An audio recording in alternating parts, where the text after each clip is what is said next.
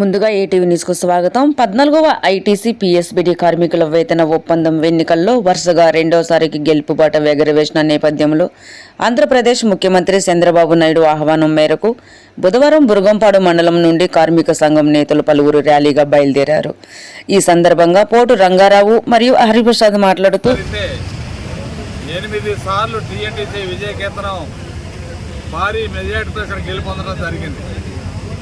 తెలంగాణ రాష్ట్రంలో తెలుగుదేశం పార్టీ కొద్దిగా బలహీనంగా ఉన్నప్పటికీ కూడా ఇక్కడ కార్మిక వర్గం మొత్తం కూడా తెలుగుదేశం పార్టీని ఆదరించి యూనియన్కి అత్యంత మెజార్టీతో పట్టం కట్టారు.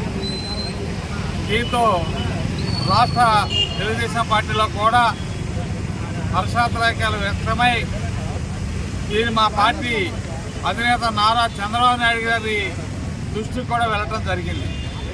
ఆయన వెంటనే ఇక్కడ ఉన్నటువంటి క్యాడర్ అందరితో ఒకసారి కలవాలనే ఉద్దేశంతో ఈరోజు మరి మంగళగిరి పార్టీ కేంద్ర కార్యాలయంలో సుమారుగా 150 మంది యూనియన్ కార్యకర్తలు పార్టీ కార్యకర్తలతోని బాబు గారిని కలవటం జరుగుతూ ఉంది.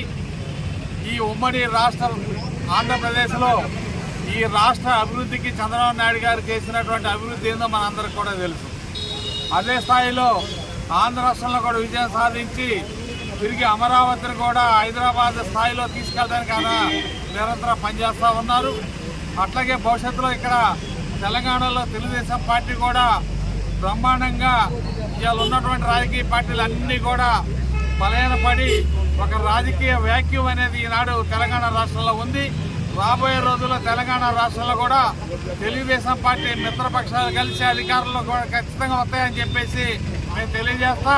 ఈనాడు ఉన్నటువంటి కేడర్ నాయకులతో అందరితో పాటు కూడా బాబు గారిని కలిసినటువంటి విజయాన్ని ఆయనతో పాటు పాల్పంచుకోవడానికి వెళ్తా ఉన్నాం. జై హింద్, జై తెలుగునాడు, జై చంద్రబాబు నాయుడు. అందరికీ నమస్కారం. ఐటీసీ పీఎస్బీడీ భద్రాచలంలో యూనిట్లో జరిగినటువంటి కార్మిక సంఘ ఎన్నికల్లో మంచిని గుర్తించి మళ్ళీ గెలిపించడం జరిగింది.